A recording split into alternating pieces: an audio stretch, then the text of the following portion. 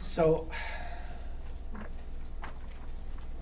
they clean out the temple of the oppressors' symbols and reintroduce their own, and then they celebrate.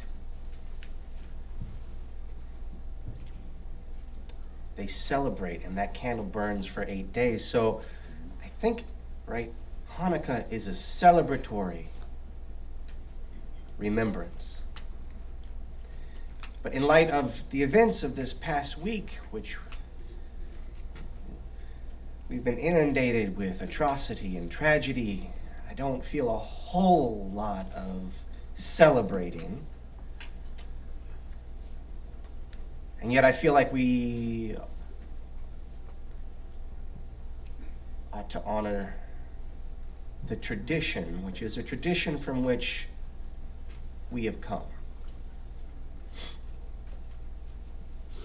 So I do want to let a meditation and reflection on the Hanukkah story lead us, perhaps not into celebration, but into some wisdom.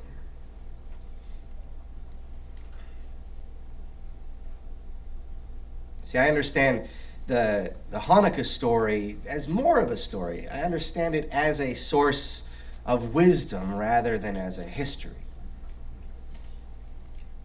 As a storyteller myself, I know that facts don't always effectively communicate truth, and that sometimes truth is better conveyed by fiction. No one will claim that Snow White is historical fact, but it very simply and powerfully promotes the truths that envy turns us evil, and naivete puts us to sleep.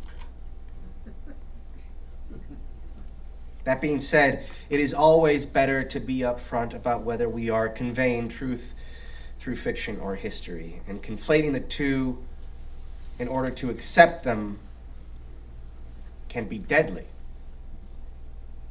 as we see when so-called fundamentalists apply their misunderstandings to those around them. That is not often a problem that we UUs bring to the table. We do the opposite. We sometimes conflate history with fiction in order to reject it. But this robs the world of wisdom, which is itself not something about which just to shrug. So, for instance, with the Hanukkah story, you might be inclined to dispute the miracle oil in its specifics. How many days? How much oil? How much wick? Impossible. That is, of course, not the point, right? We're not trying to establish facts here, but truths. Still, even fictionally revealed truth should be called into question. In fact, it wants to be. Metaphor wants to be questioned. But we must do so in its own tone. I don't mean Hebrew, I mean the language of meaning. What does it mean, this story? The question then for me in this story is this. In this story of religious perseverance, what kind of light illuminates beyond material resource?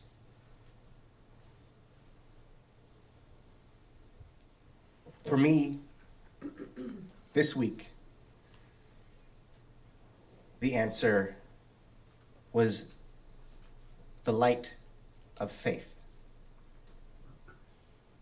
This week has been a trying week to my faith. Now, our faith is quite likely not the same in its details as that of the ancient Jews, but the truth of their story applies to us nonetheless. Faith illuminates beyond the reasonable. Faith has effectiveness beyond matter.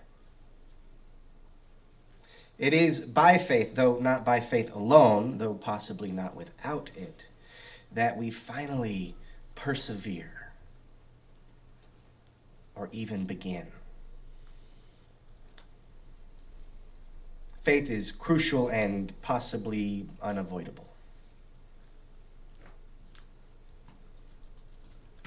Faith is power. But it is a live wire. There are more ways for faith to have a negative effect than a positive one. Now, one way to harness its energy is by containing its wisdom, its power, its energy in the container of a community. That is, in a religion. And even then, there is danger. For the river of power will flow down the path that we carve for it. Now, I have said before, Unitarian Universalists are absolutely a people of faith. I know that rankles some of the humanists among us, but what I mean by this is our faith is in the inherent worth and dignity of all people, and I believe the humanists can come with me down that path. Our faith is in the inherent worth and dignity of all people and in the interconnected web of all existence, two propositions which are neither provable nor very often easily defended. Where is the inherent dignity of Syed Farouk? Where is the inherent worth and dignity of violent racists, of people who act out of hate? It is difficult to maintain our faith in the light of atrocity. And in our age of information, inequity, and culture conflict, the base side of our human nature is on spectacular display every day. And we are beset by atrocity.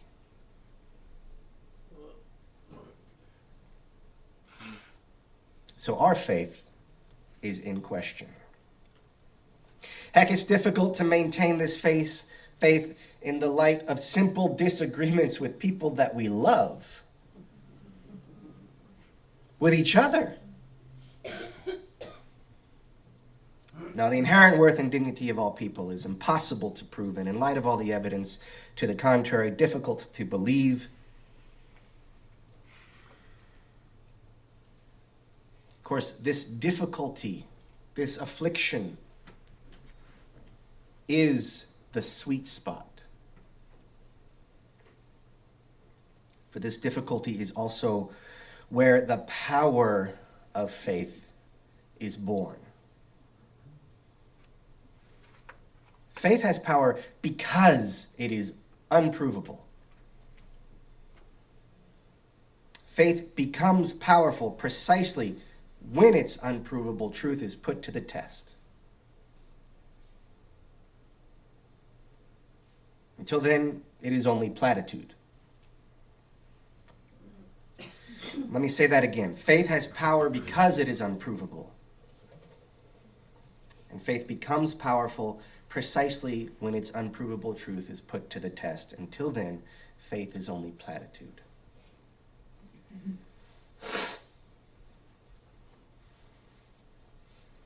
An example. A student enduring the clubs and beatings at the hands of police has faith that her nonviolence will carry her cause to victory, has faith that her cause will prevail, and is bigger than she is. And perhaps has faith that if she dies under that club, she will be reunited with her God or reincarnated. Now, there's no way to prove any of that. But without that faith, it is doubtful that she could endure. And without her endurance, her faith would prove illusory. I wonder where in your life you have felt called by your faith. Was there a time when an unprovable truth called you into more strength and larger being? Now, you may seek in vain for so profound an experience, but I would wager that this sort of thing happens every day, many times a day for every one of us.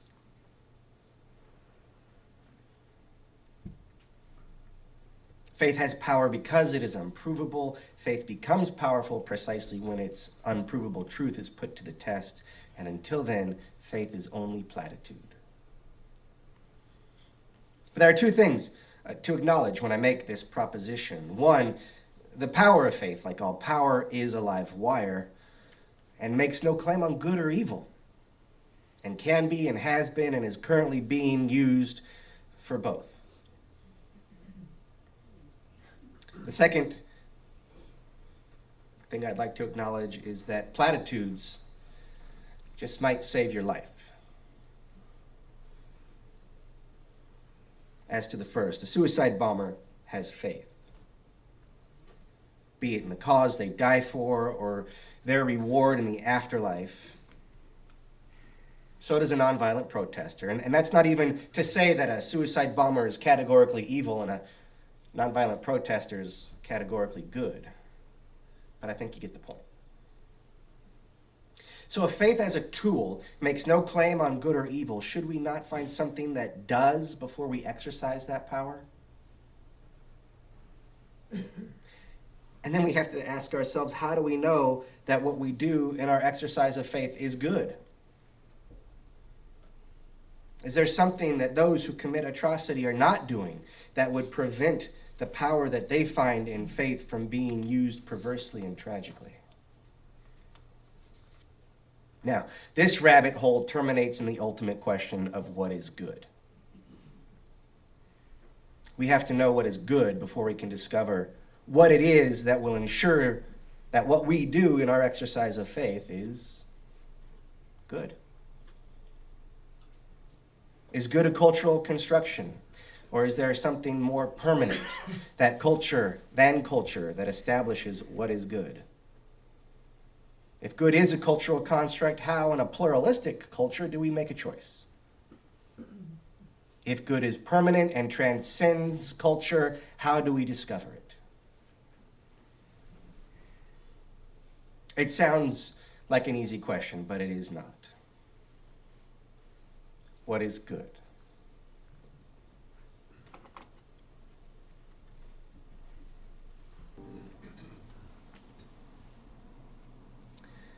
Faith is powerful. How do we know how to use it for good? What is good? It's not an easy question, but it is a crucial one because it is foundational. It is fundamental. And if you know me at all, you have begun to notice that I am drawn to the foundational stuff. So I like to think of myself as a fundamentalist.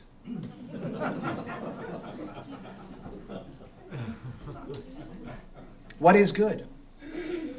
The philosophers of multiple civilizations and cultures have taken on this topic, and as attracted to the foundation as I am, I do not have the bibliographic breadth at my disposal here necessary to represent the leading arguments in the case. I say that because I think some of you here do, and I want to avoid that pitfall. But I do know where to look for it. I am saved, and you all with me, by our sources. This is not so much a final answer as a trailhead to the question of how do we know what is good, but our sources represent as effective a survey of wisdom as there is, and may, in their breadth, which include both science and theology, yield a sense of what is good. So look at them again quickly, why don't you? It's on the inside of your order of service. Just glance them over. And when you do, I hope that you are not just picking out one and saying, oh, that's me. I'm here. Well, that's a little bit isolating and self-centered. The way the sources becomes useful is not in their individual variety, but in their corporate discourse. Kind of like us in our community.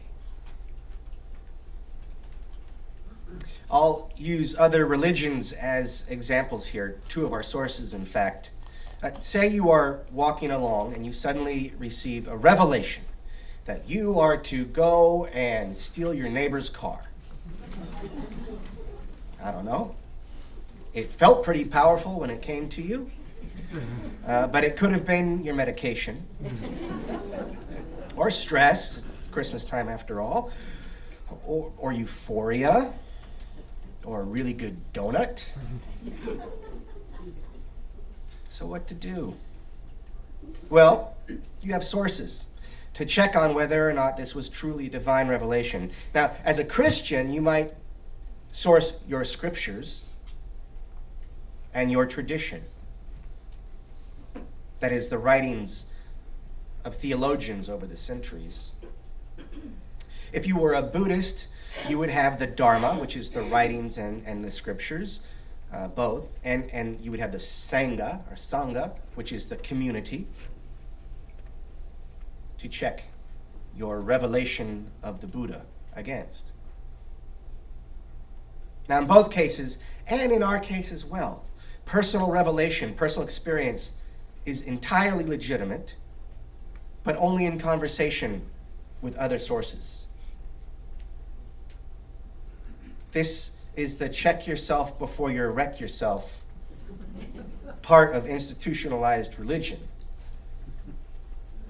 And we have it. And we have it, I think, advantageously. Likewise, by the way, scripture and community, in fact, both must be tested by personal experience and the other two. So there's kind of a triangle. I think the Methodists have a quadrilateral.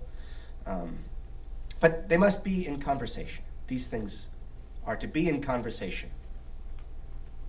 So we have this opportunity as well. And sadly, our tradition and our community are not explicitly listed in our sources. If I could redo it, and maybe I'll try, I would add community and tradition to the list of 6 sources so that part of the service can be even longer.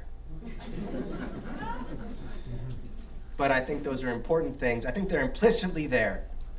I'd like them to be explicitly there, but I think they're implicitly there. So if you have a revelation, you're walking in the desert, or you're at the grocery store, and you have a revelation about some truth or wisdom, or if you read something from one of our sources that is startling, test it.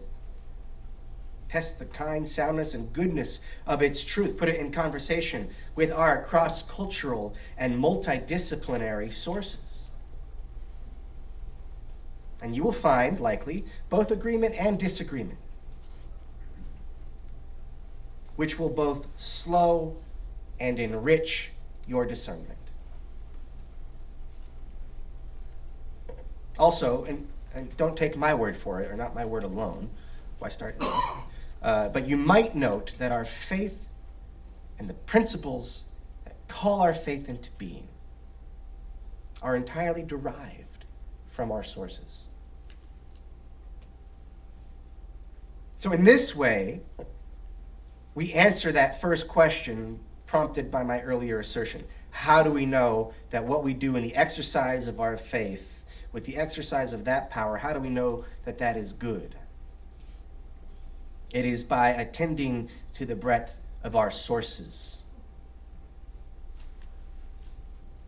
Now that leaves a second question, which we might rephrase as follows. If faith is only a platitude until it is put to the test, how can platitudes save our lives? So for this, let's harken back to the Hanukkah story, another truth it conveys. If you remember, one of the truths that I read into the Hanukkah story is that the light that burns beyond reason is the light of faith, and that faith empowers us to persevere. But there is another lesson here as well. You see, prior to lighting the lamp, the Maccabees had worked to overthrow their oppressors. And once that work was completed, they worked to restore the temple. And only then did they light the oil. In other words, they had to prepare and work for their faith to illuminate. Faith requires preparation. Expectation without active preparation is not faith. That's foolishness. If you were here for it, you might recall that I hold that our free will is extremely limited. And to my way of thinking, our free will lies primarily in preparation. And that preparation is essentially conveyed by stories and principles. Principles, to my way of thinking, are just stories. Not just, they are stories. And stories like the one about the freedom fighters and the oil. And so we must tell ourselves again and again, preparing with platitudes like we do every Sunday when we read our mission, vision, our sources, or our principles. We must prepare. We must prepare ourselves to have faith that every person has inherent to them worth and dignity. That every event is interconnected. That actions matter. And so insofar as they pave the way for our actions, stories are critical. We prepare with platitudes. And then we practice with small tests. Inherent worth and dignity at the cash register. In the eyes of the one you would rather avoid at coffee hour. In your Facebook political sparring partners, even when they are espousing the most sophomoric vitriol.